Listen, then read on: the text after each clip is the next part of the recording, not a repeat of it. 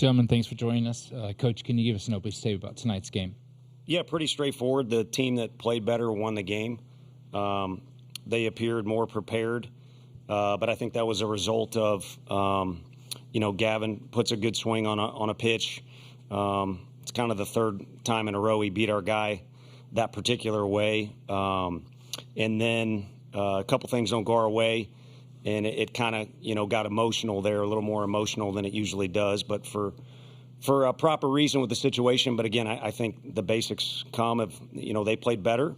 And even though we didn't bring our best, you're within striking distance against their guy there at the end of the game. Thank you. We'll open up questions for AJ and Dylan right now. First question over here. Dylan, what did you have working well for you tonight? I would say just kind of breathing and calming down and trusting my guy behind the plate and just really feeling through what he was going through and just trying to match our mindsets up. And I think it worked well tonight. Question right there. For both players, what gives you confidence that you all will be able to bounce back tomorrow and be prepared by the time first pitch rolls around? AJ, can you answer first? Yeah, for me, the fact that we've done it before. Like, we're not new to this. Obviously, we've got some of the best hitters in the country, so, yeah, we've done it before. Yeah, I would say the same. And the guy on the mound for us is proving himself, so. Right down here. AJ, I know this was the second straight third inning that was kind of rocky. Was this similar to Florida State or different, and how did you kind of try to work through that today? I mean, you just kind of keep throwing pitches. I think it was a little different. You just keep throwing pitches. Any other? Matt Tominey from World Baseball Network. AJ, tough coming into the first inning and what you had to adjust, and also with Scott reaching on a fielding area by your shortstop. How do you just feel that the defense needs to uphold and limit, 3 errors tonight, and what lies ahead for tomorrow? I mean, it's nothing like too serious. It's not that serious. Like we gotta fix the problem or anything. We just gotta play the baseball we can play. Any more questions for the student athletes? One more, right down here. For both guys, your coach said that the game was maybe the dugout was a little more emotional tonight. Was that unavoidable in some ways, or is that sort of a disappointment to kind of get here and have it happen? Dylan, can you answer that first? I wouldn't say it's a disappointment, but I would say it kind of catches you to a surprise whenever you get to this stage, I would say. But I wouldn't say it's a disappointment, and I think we'll be right back in the dugout just like we normally are tomorrow. Okay. AJ and Dylan, thank you very much for your time.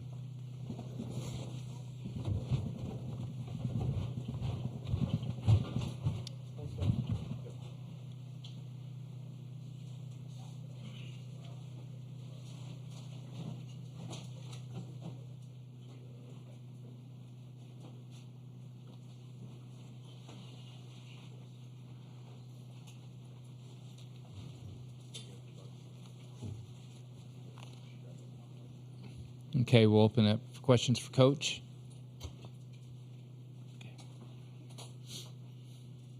Tony, kind of the same question Ben asked the players. What gives you confidence that you guys will respond the right way tomorrow? I think we can definitely play better. I mean, that's one thing. And then, this isn't a traditional series against a SEC opponent or just a good opponent, whether it be Illinois or everybody else that's on our schedule. But, you go through the season and you welcome competition for a reason. It'll make you better in a few different ways. So you find out different ways to respond, and you can either get frustrated that tonight went the way that it did, or you can get more determined. And we've got guys that have done that in the past a lot where, determination kicks up, play kicks up. Right behind. Tony, that's 3 errors in 2 of the 4 games while in Omaha, and you had only done it once the entire regular season. Can you put your thumb on any reason why defense has maybe been an issue here?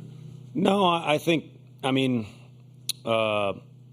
certainly been a few quirky plays. I don't even know what happened on the ball up the middle.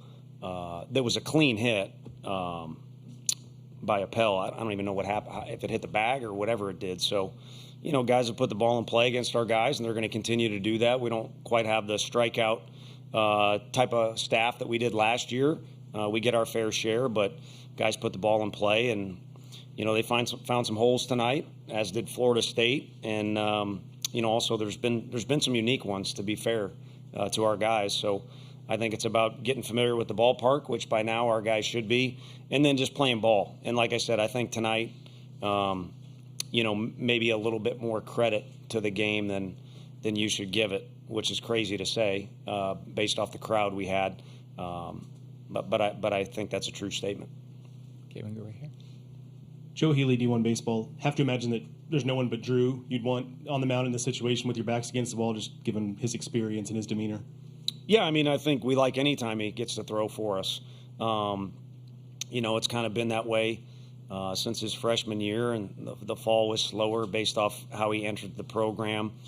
He was recovering and then hasn't looked back. And there's been some ups and downs, but it's not like it's been a roller coaster.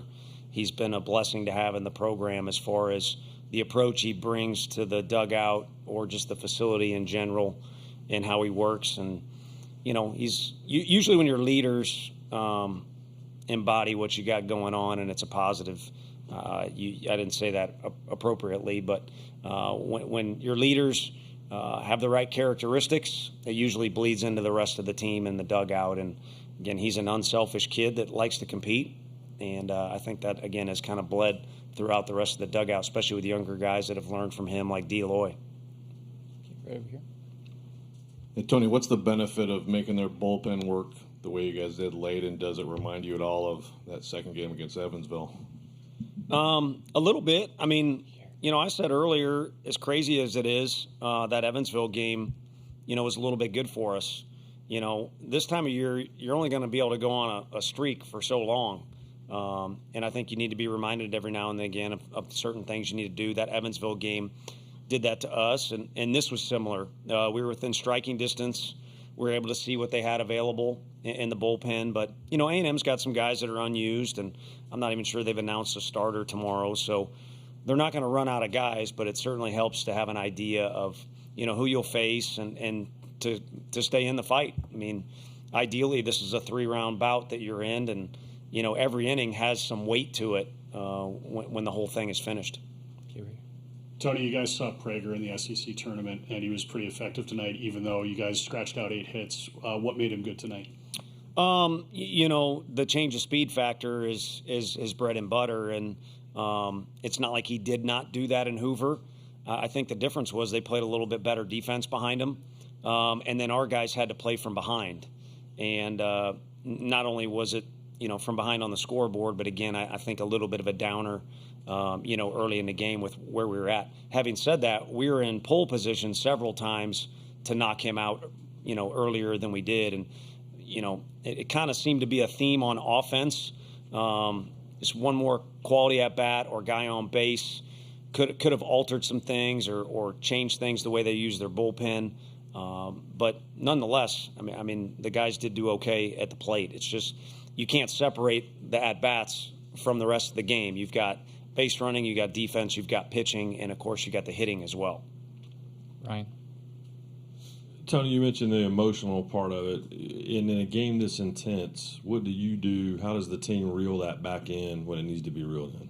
I think you just play baseball and, make sure that you don't put so much weight on how big the crowd is or the extra cameras and things like that, that you lose sight of just some fundamentals or important things that go on in the game, like communicating or focusing on whatever the certain task is. So it's true, and whatever you're going to be talking about, simple's better. So I would kind of summarize it by saying that. Right down here.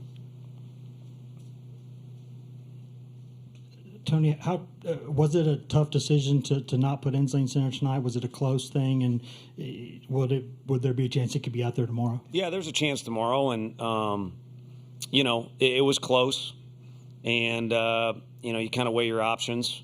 Again, at the very least, where I grew up in Missouri, I had to watch my dad coach. Single elimination is not appropriate for baseball, based off sample size and things like that. So, given the fact, we potentially have 2 or 3 games to play, wasn't too comfortable with the idea of maybe him pushing it after a couple days of non-game action. And of course, he's got the fighter mentality. So it was a difficult decision, and I would say you go back to the hotel, it's probably one of about 7, 8, 17, 18 that I could have made better. But it's what we did, and didn't work out. We didn't play well enough tonight, but he certainly had some great at-bats. We'll see what he's got going tomorrow. Okay, in the back. Peter Burnett from the Council Bluffs Nonpareil. Question about Marcus. First College World Series appearance for him tonight. Came in against the top of the lineup. What did you think of his work tonight, and what have you seen in his development since coming from Iowa Western? Yeah, no, he's matured a lot. Obviously, a fantastic junior college and set up over there. And we thought he would get more development as a freshman, but he just didn't quite stay healthy. And there's so much talent over there. He came in, being a kid from the north, very little experience, a lot of two-way time. He's swung the bat for us some. So he's come a long way on the mound, and the way we kind of judge him is basically just how the ball's coming out. He's either throwing it with conviction or he's not, and he was tonight. And again, I wouldn't give credit in any inning for management stuff on my end, but he did his first job, and then we kind of went quick to the bullpen on him. It would have been interesting to see how well he could have thrown the ball, but the exciting thing is he's available, in the future here for us. Okay, one more question for Coach right here. Tony, kind of a big picture thing. When you take in this atmosphere, soaking it in, and tickets are being scalped, and it's, the popularity, and you've talked about it, the popularity of college baseball is undeniable.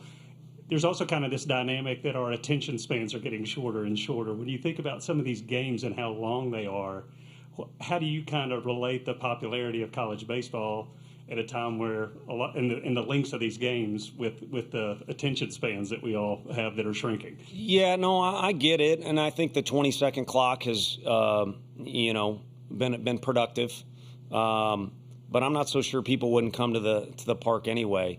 Heck, everyone's attention span is brutal because of what we hold in our hands all day long with our phones. But man, this thing has turned into a monster. The draft is shorter. There's fewer minor league teams. There's more resources that these kids see, and I don't want any scouts to slash my tires, but it certainly makes sense for a lot of guys now to go on to school. And I mean, Grahovac is the size of probably some of the trucks that are on that campus down there, and the guy behind him is bigger. And you look at our infield, not one of those 4 guys looks like an infielder other than Blake Burke, kind of looks like a big first baseman. So, man, these little kids, but also adults, have these guys that, you could go pay a ton of money and watch the Braves play, but you can get right up close to these guys, and they're the next guy on the Braves or the Phillies or whatever it might be, and then you sprinkle in the constant drama all season long that you kind of only get in MLB in the playoffs. So, like I said, it's turned into a monster, and a lot of it is because of the celebrities that I get to throw BP to, or that we get a stress about getting, Charlie Condon out or whoever it might be. So I think you could make it 2.5 hours. You can make it 4 hours, which if it's a big game, it's probably going to be 4 with the commercials and all that BS. But I think you show up and you have your hot dog, and if you want to have a beverage, you have a beverage, and you yell stuff at me if you're wearing maroon, and the orange people, yell crazy stuff at the other team, and I don't know that you'd want it any other way. Obviously, we'd like to win tonight, but pretty damn good stuff. Unfortunately, we don't get to enjoy it like you guys do. We got to try and do our jobs, and we certainly need to do it better than we did tonight. At least I do. Coach, thank you for your time. Thank you all.